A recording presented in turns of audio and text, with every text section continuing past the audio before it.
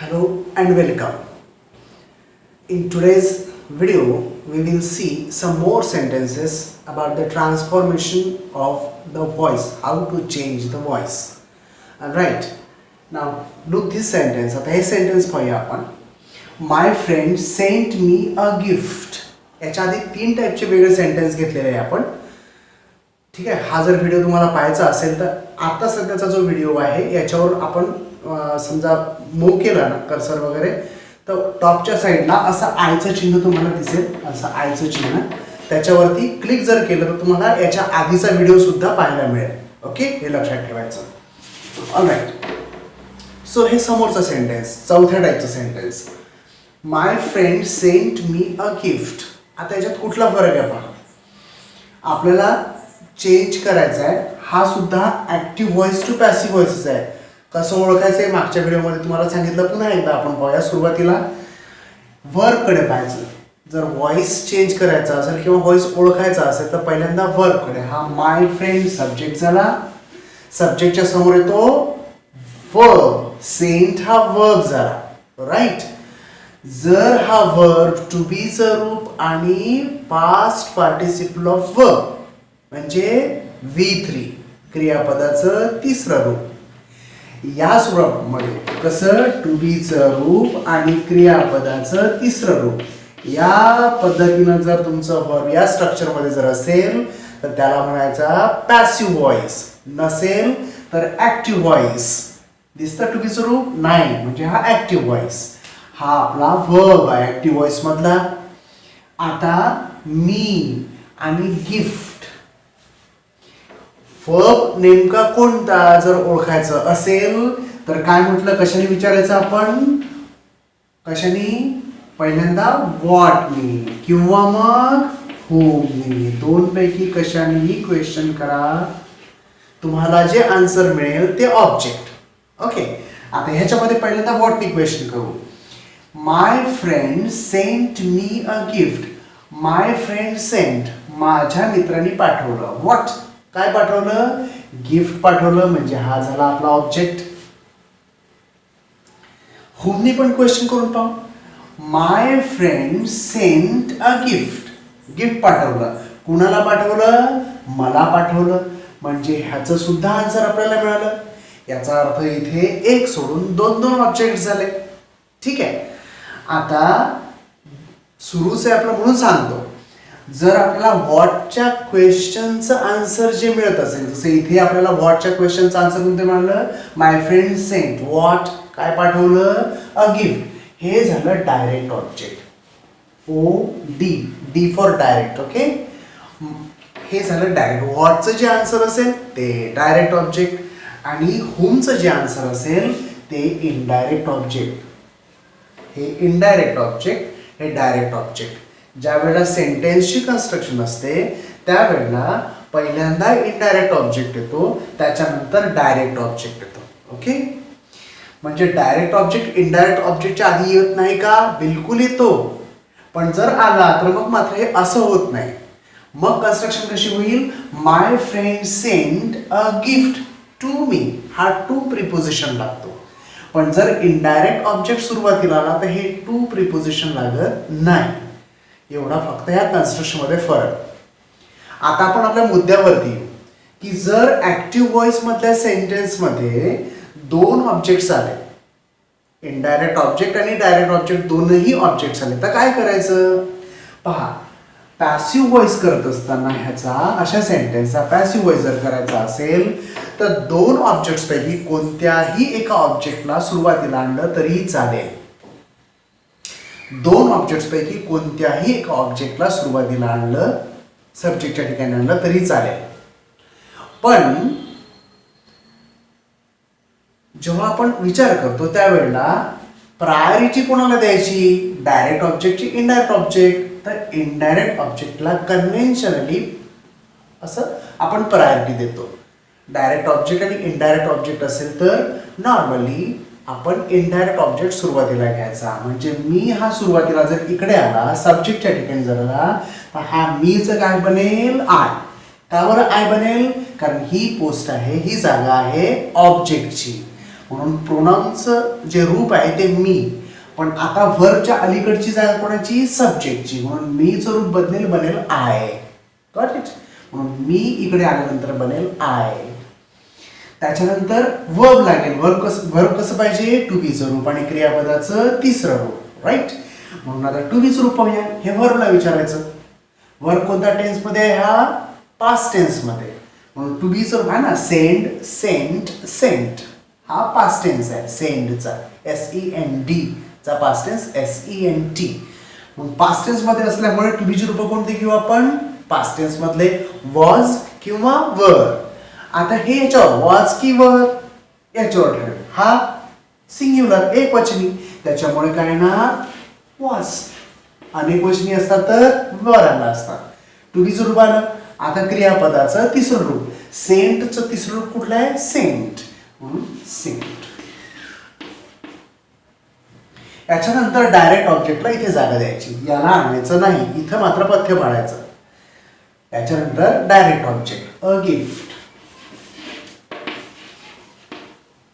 Bye हा subject इकडे जाईल, होईल माय फ्रेंड, फुल स्टॉप. कसं झालं sentence, I was sent a gift by my friend. This is the passive voice of this active voice. मग direct object आपल्याला आणता येत नाही का, डायरेक्ट ऑब्जेक्ट सुद्धा आपल्याला सुरुवातीला आणता येतो. तो जर आणला तर मग सेंटेन्स कसं बनेल, हे सेंटेन्स पुन्हा असं म्हणू शकते, अ गिफ्ट. आपण सुरुवातीला समजा घेतला अ गिफ्ट. पुन्हा टू बी स्वरूप आणि क्रियापदाचं तिसरं रूप हे सुद्धा एक वचनी असल्यामुळे इथे काय होईल, वॉज, नंतर येईल सेंट. आता दुसरा ऑब्जेक्ट कोणता आहे, मी. हा इनडायरेक्ट ऑब्जेक्ट राहिला, डायरेक्ट ऑब्जेक्ट आपण घेतलेला असल्यामुळे. आता येईल इनडायरेक्ट ऑब्जेक्ट. मात्र इनडायरेक्ट ऑब्जेक्ट आपण जेव्हा इथे घेतो तेव्हा मात्र त्याच्या अलीकडे टू लावायचं. टू हे प्रिपोजिशन लावायचं. ऍक्टिव्ह व्हॉइस मध्ये नव्हतं, पॅसिव्ह व्हॉइस मध्ये मात्र लावायचं आहे ते. A gift was sent to me by my friend. My friend. This is passive. आता एक मुद्दा आपला आधी आला होता की इनडायरेक्ट ऑब्जेक्ट आणि डायरेक्ट ऑब्जेक्ट मध्ये कन्व्हेन्शनली आपण इनडायरेक्ट ऑब्जेक्ट पहिल्यांदा घेतो. ठीक आहे, ह्याला आपण तेवढा मान देत नाही. ह्याला पहिला मान आहे खरं, याला पहिली प्रायोरिटी आहे. कन्व्हेन्शनली ह्याला घ्यायचं असतं. का बरं, कारण केव्हाही नॉर्मली असं असतं की इनडायरेक्ट ऑब्जेक्ट आणि डायरेक्ट ऑब्जेक्ट पैकी हा जो इनडायरेक्ट ऑब्जेक्ट असतो ना, हा लिव्हिंग थिंग असतो. ठीक आहे, आणि डायरेक्ट ऑब्जेक्ट या ठिकाणी जे नॉर्मली येतं ते इनॅनिमेट असतं. मग जो एक ह्युमन बिईंग असेल, लिव्हिंग थिंग असेल, ह्युमन बिईंग नॉर्मली, आणि एक नॉन लिव्हिंग असेल, तर आपण कोणाला पहिल्यांदा इम्पॉर्टन्स देऊ, लिव्हिंग थिंगला. म्हणून ही जी इनडायरेक्ट ऑब्जेक्ट आहे ह्याला आपण पहिला कन्व्हेन्शनली पहिला मान देतो. पण म्हणून हे वाक्य चुकलं का, हे वाक्य चुकलं नाही. आता ते आपण ठरवायचं असतं की दिलेल्या सेंटेन्समध्ये दोन पैकी इम्पॉर्टंट कोण आहे. आता ह्या टाईपच्या सेंटेन्समध्ये खरा इम्पॉर्टंट आहे मी, कारण गिफ्ट कोणती आहे हे माहिती नाही. म्हणजे my friend sent me a gift, म्हणजे मला गिफ्ट मिळणे हे महत्त्वाचं आहे. पण समजा या गिफ्टच्या ठिकाणी खूपच प्रिशियस गिफ्ट जर असेल तर, समजा ती कार असेल तर, किंवा समजा ती सोन्याची अंगठी असेल तर, जर ती गिफ्ट खूपच जास्त असेल तर ती जास्ती महत्त्वाची वाटेल नॅचरली आपल्याला. म्हणून तिला आपण सुरुवातीला आणायचं. डायरेक्ट ऑब्जेक्ट त्यावेळेला इम्पॉर्टंट झालेला असेल. म्हणून दोन ऑब्जेक्टपैकी जास्त इम्पॉर्टंट ऑब्जेक्ट कुठला आहे ते ठरवायचं आणि त्याला सुरुवातीला आणायचं. म्हणजे डायरेक्ट ऑब्जेक्ट केव्हा आणायचं, इनडायरेक्ट ऑब्जेक्ट केव्हा आणायचं याचं उत्तर आहे कन्व्हेन्शनली इनडायरेक्ट ऑब्जेक्ट आणायचं असतं. पण समजा डायरेक्ट ऑब्जेक्ट जास्त इम्पॉर्टंट वाटत असेल इनडायरेक्टपेक्षा तर त्याला सुद्धा आपल्याला आणता येतं. दोनही पद्धतीनं पॅसिव्ह केलं तरीही हे करेक्टच आहे. हे वाक्य पर्टिक्युलरली बाकी आधीच्या 3 वाक्यांपेक्षा वेगळं कसं, या वाक्यामध्ये 2 ऑब्जेक्ट्स आहेत. आधीच्या वाक्यांमध्ये फक्त एकच ऑब्जेक्ट होता. जर 2 ऑब्जेक्ट्स आले, डायरेक्ट आणि इनडायरेक्ट ऑब्जेक्ट जर आले तर त्याला पॅसिव्ह व्हॉइसमध्ये कसं चेंज करायचं हे आपण इथे शिकलो. ठीक. Do this work first. Active voice मधला आहे, एकच वर्ब आहे डू. ओके, सरळ व्हर्बनी फायनाईट व्हर्बनी सुरुवात होऊन राहिलेली आहे, त्याच्यामुळे ह्या टाईपच्या सेंटेन्सला म्हणायचं इम्परेटिव्ह सेंटेन्स. इम्परेटिव्ह सेंटेन्स कसं सुरू होतं? सरळ फायनाईट व्हर्बनी सुरुवात. Stand up. Okay, bring me a glass of water. Bring सरळ फायनाईट व्हर्बनी सुरुवात. Do this work first. Okay, सरळ फायनाईट व्हर्बनी सुरुवात. सरळ फायनाईट व्हर्बनी सुरुवात हे झाले इम्परेटिव्ह सेंटेन्स. जर इम्परेटिव्ह सेंटेन्स आला असेल आणि त्याचा आपल्याला पॅसिव्ह व्हॉइस जर करायचा असेल, याचा समजा आपल्याला पॅसिव्ह व्हॉइस करायचा असेल तर काय करायचं? लक्षात घ्या, हा डू वर्ब आहे, याच्यानंतर जर ऑब्जेक्ट येत असेल, आहे का ऑब्जेक्ट? जरा पाहून घेऊ. This work, do, what to, काय करायचंय? धिस वर्क, हे काम करायचंय. This is the object. So या वर्ब नंतर ऑब्जेक्ट आहे. जर ऑब्जेक्ट येत असेल तर आपली सुरुवात करायची लेट मी. राईट, नंतर ऑब्जेक्ट आणायचं. ऑब्जेक्ट कुठला आहे? This work. हे ऑब्जेक्ट घेतला आपण. Let this work. लेटला टू बी स्वरूप ऑक्झिलरी सारखं लागते, मॉडल ऑक्झिलरी सारखं. कुठलं? Be. Let this work be. डूचं third form do, did, done. Third form आहे done. So done. Let this work be done first, है ना, उरलेला भाग फर्स्ट. बस. नॅचरली बाय यूच असतं हे, पण हे बाय यू लिहायची गरजच नाही. का नाही? कारण माहिती आहे कुठल्याही इम्परेटिव्ह सेंटेन्सचा सब्जेक्ट हा यूज असतो. बस. Let this work be done first. So this is the passive voice of the sentence in which there is finite verb and after finite verb there is object. Object असेल तरच या पद्धतीची रचना करायची. समजा ही रचना अशी आहे की प्लीज, आपण याच्या समोर जाऊया आपण, की प्लीज डू धिस वर्क.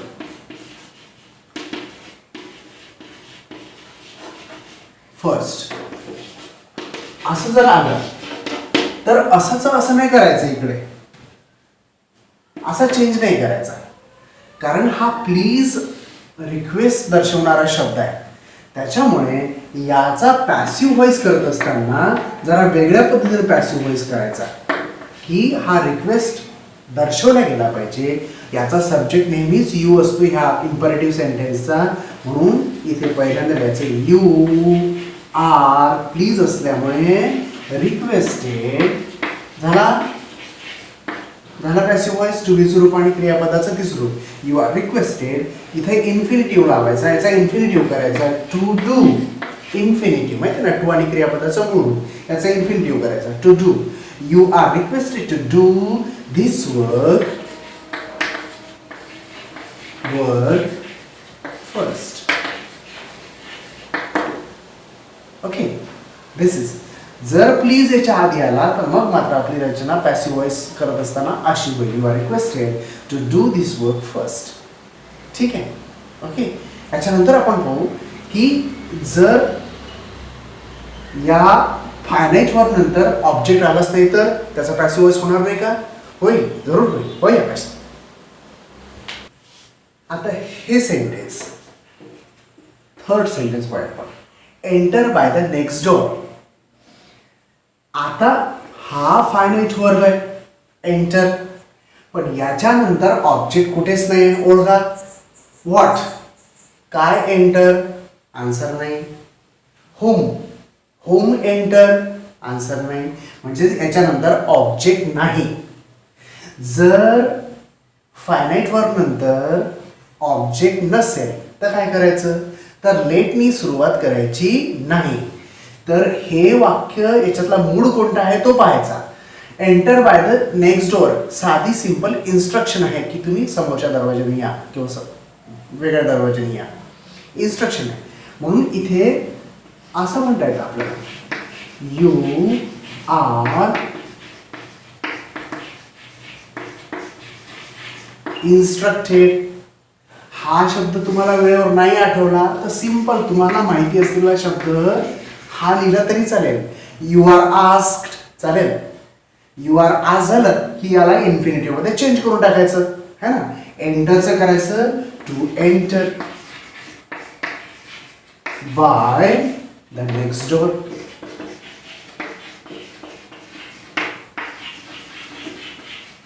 सोपं काहीच हे नाही. जर याच्यानंतर ऑब्जेक्ट येत असेल तरच लेटनी स्टार्ट करा. जर फाय नेटवर्क नंतर ऑब्जेक्ट येत नसेल तर अशी सुरुवात करायची. You are asked. तुम्हाला माहिती असेल की इन्स्ट्रक्शन आहे you are instructed. Okay. Advice असेल यू आर ॲडवाइस्ड. असं बनवायचं आहे सेंटेन्स. आणि त्याच्यानंतर इन्फिनिटिव्ह या व्हर्बचा इन्फिनिटिव्ह तयार करून टाकायचा. आता हे पॉझिटिव्ह झालं. समजा निगेटिव्ह आलं तर इम्परेटिव्ह सेंटेन्स हे जर निगेटिव्ह आलं तर काय करायचं. आता पाहूया पुढे. पुढे समजा हे असं आलं की डोंट स्मोक. हा तर फक्त वर्बच आहे. याच्या पुढे पलीकडे काही नाहीच आहे. ऑब्जेक्ट नाही काय नाही काहीच नाही. फक्त वर्ब आहे. ठीक आहे. डोंट स्मोक काय आहे हा ॲडवाइस आहे.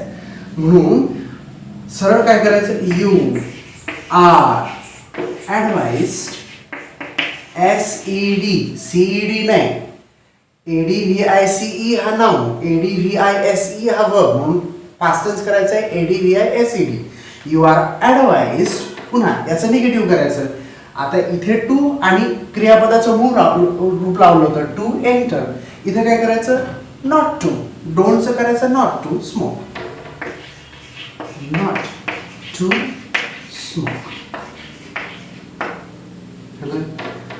You are advised not to smoke. जर निगेटिव्ह आलं आपण अशा पद्धतीने पॅसिव्ह व्हॉइस करायचा.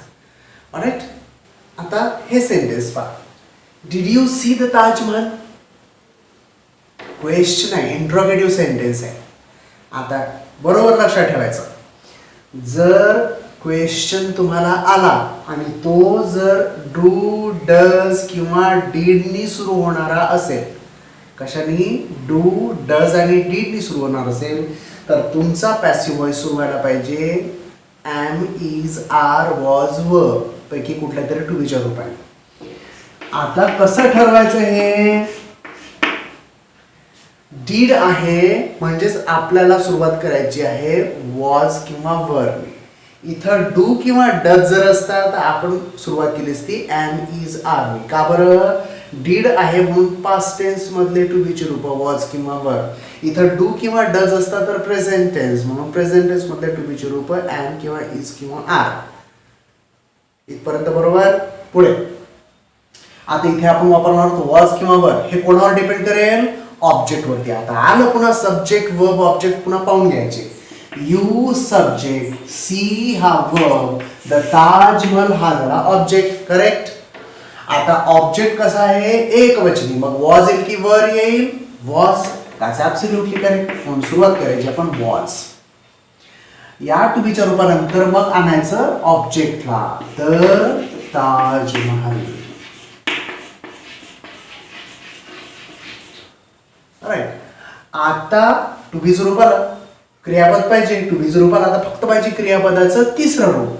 सीचं तिसरं रूप काय आहे सीन. हा इथे ठेवायचा. बाय अजून काय राहिलं नाही तिकडे. By subject. सब्जेक्ट कुठला आहे you. You question mark. Simple. लक्षात ठेवायचं. जर डू डज डीड पैकी कशानेही सुरुवात झाली तर आपण टू बीच्या रूपाने सुरुवात करायची. जर हा डीड असेल पास्ट टेन्स तर पास्ट टेन्स मध्ये टू बीच्या रूप वॉज किंवा वर्ब. हा जर डू किंवा डज असेल तर इथे येईल एम इज आर पैकी काहीतरी. हे कोणावर डिपेंड करेल हे ऑब्जेक्टवरती डिपेंड करेल. हा पास्ट टेन्स होता म्हणून आपण घेतला वॉज किंवा वर घेता आला असता आपल्याला. पण हे कोणावर डिपेंड करतं ऑब्जेक्टवरती. एक वचनी असल्यामुळे आपण घेतला वॉज. वर नाही घेतला कारण याच्या नंतर येणार असतो object. Was the Taj Mahal object इकडे आला. आता क्रियापद पाहिजे टू बीचं रूप आणि क्रियापदाचं तिसरं रूप. त्यापैकी टू बीचं रूप आपण घेतलंय ऑलरेडी. आता पाहिजे फक्त क्रियापदाचं तिसरं रूप. सी आहे त्याचं तिसरं रूप सीन. बाकी काही नाही आहे म्हणून सरळ सब्जेक्ट तिकडे जाईल बाय यू. क्वेश्चन मार्क मात्र राहीलच कारण क्वेश्चन हा क्वेश्चन मध्येच रूपांतरित होतोय जरी तो पॅसिव्ह व्हॉइस मध्ये होत असेल तरी. ठीक आहे. जर क्वेश्चन WH वाला तर काय करायचं समजा है ना. समजा असा क्वेश्चन आलाय why have you left your job question mark. WH वाला आला क्वेश्चन, काय करायचं पहा. WH वाला जर क्वेश्चन असेल तर पॅसिव्ह व्हॉइस करत असताना तोच WH खाली लिहून घ्यायचा, व्हायचं वाय. आता मात्र समोर चेंज करायचं. इथे डू डज डीड साठी टू बी ची रूप वॉज वगैरे घेत म्हटली आपण, पण इथे आता आहे हॅवचं रूप. हॅव असेल तर इथे हॅवचं रूपच येईल. ठीक आहे, हॅवचं रूप हे टू बीचं रूप नाही, मात्र टू बीचं रूप आपण नंतर घेणार असतो. ठीक आहे, हॅव असेल तिथे हॅव येईल किंवा हॅज येईल. इथे हॅव आहे कारण इथे यू आहे याच्यानंतर आलेला. आता इथे हॅव घ्यायचा की हॅज घ्यायचा हे याच्यावरून नाही ठरणार, कारण येथे येणार आहे ऑब्जेक्ट. ऑब्जेक्ट कोणता आहे? हा सब्जेक्ट, हा वर्ब आणि हा आहे ऑब्जेक्ट. हा ऑब्जेक्ट येणार आहे. ऑब्जेक्ट एक वचनी आहे, युअर जॉब सिंग्युलर एक वचनी, म्हणून हॅव येईल की हॅज येईल? हॅज येईल, कारण सिंग्युलर जर सब्जेक्ट असेल त्यासमोर हॅज येतो, प्लुरल जर असेल अनेक वचनी असेल त्यासमोर हॅव येतो. करेक्ट. हा सिंग्युलर आहे म्हणून आपण काय घेऊ? हॅवच्या ठिकाणी हॅज. ठीक. वाय हॅज, आता ऑब्जेक्ट येणार your job. Your job. Have किंवा हॅज हे टू बीचं रूप नाही. टू बीचं रूप आता आपल्याला लावायचं आहे आणि लक्षात ठेवायचं, कधी हॅव किंवा हॅजच्या रूपासमोर कधीही क्रियापदाची तिसरी रूप लागतात. मग टू बीचं पण तिसरं रूप लागेल. टू बीचं तिसरं रूप कुठलं आहे? बीन. काय आहे? बीन. हे बीन हे टू बीचं रूप इथे घ्यायचं, बीन. आता क्रियापदाचं तिसरं रूप जिथे ऑलरेडी आहे ते घ्यायचं, लेफ्ट. By subject. सब्जेक्ट कोणता आहे? You. Question mark. Why has your job been left by you? Okay, कळलं? ठीक आहे. पुन्हा एकदा, जर WH असेल तोच WH खाली घ्यायचा, कोणते असू दे इथे तोच WH खाली घ्यायचा. मग इकडचं स्ट्रक्चर पाहायचं. इथे हॅवचं रूप आहे, मग इकडे हॅव किंवा हॅज येणार. का बरं? कारण ते ऑब्जेक्ट नुसार ठरेल. ऑब्जेक्ट एक वचनी आहे तर हॅज, ऑब्जेक्ट अनेक वचनी असतात तर हॅवच आला असता. ठीक. हॅज घेतला आपण, हॅवचा हॅज केला. वाय हॅज, आता ऑब्जेक्ट येईल युअर जॉब. आता टू बीचं रूप हे टू बीचं रूप नाही, कधी हॅव हॅजच्या समोर टू बीचं रूप तिसरं रूप लागतं, बीन, म्हणून बीन घेतला. आता झालं टू बीचं रूप हॅज बीन. आता क्रियापदाचं तिसरं रूप left by subject you. Got? जर क्वेश्चन हू नी विचारला गेला तर, हा ना, ह्याचा फॉर्मॅट वेगळा आहे. याचा जर आपल्याला पॅसिव्ह व्हॉइस करायचा झाला तर कसा करायचा? हूनी क्वेश्चन जर केला असेल तर आपला क्वेश्चन सुरू व्हायला पाहिजे रे बाय होम. याच्या आधी आपण पाहिलं जो WH असेल तोच WH आपण खाली घेतला, पण हूच्या वेळेला कसं करायचं नाही. हूनी क्वेश्चन केला गेला असेल तर आपला क्वेश्चन सुरू व्हायला पाहिजे होम, बाय होम. आता ऑक्झिलरी लागेल, ऑक्झिलरी लागेल म्हणजेच ते टू बीचं रूप आणि क्रियापदाचं तिसरं रूप ह्या रूपामध्येच असायला पाहिजे. तर टू बीचं रूप पाहू. टीचेस प्रेझेंट टेन्स, म्हणून टू बीची रूप कोणती घेऊ? प्रेझेंट टेन्स मधले एम, इज किंवा आर. ठीक आहे. कोणावरती डिपेंड करेल? ऑब्जेक्ट वरती. हा ऑब्जेक्ट इंग्लिश एक वचनी आहे म्हणून एम, इज, आर पैकी काय वापरणार आपण? इज. WH नंतर ऑक्झिलरी येतो म्हणून ऑक्झिलरी घेतला आपण, बाय होम इज. आता ऑब्जेक्ट येईल इकडे इंग्लिश.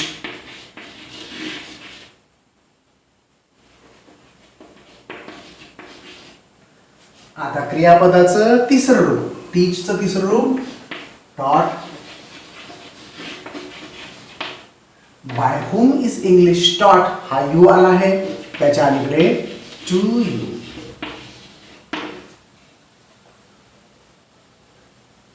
का बरं?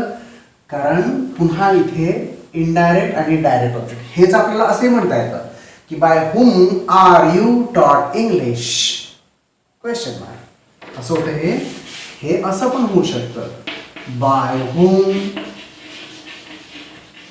यू जर इकडे आणायचं असेल तर आपल्याला टू बी रूप घ्यावं लागेल. आर यू टॉट नंतर इंग्लिश, शेवटी क्वेश्चन मार्क, विसरायचं नाही. So this is active to passive of interrogative जर हू असेल तर कसं करायचं ह्याची पद्धत अशी सोपं आहे. फक्त टप्प्याटप्प्यानं बरोबर समजून घ्यायचं.